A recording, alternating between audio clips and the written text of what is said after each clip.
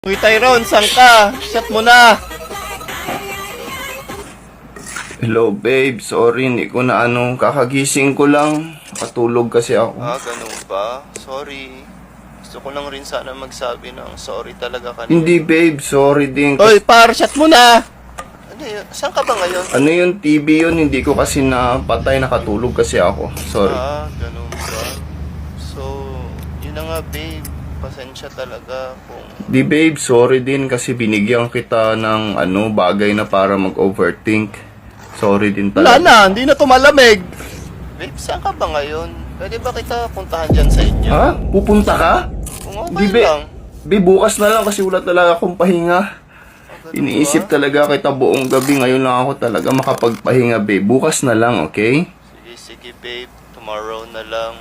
See you bukas ha. I love you babe, ingat ka always. Sige babe, ingat.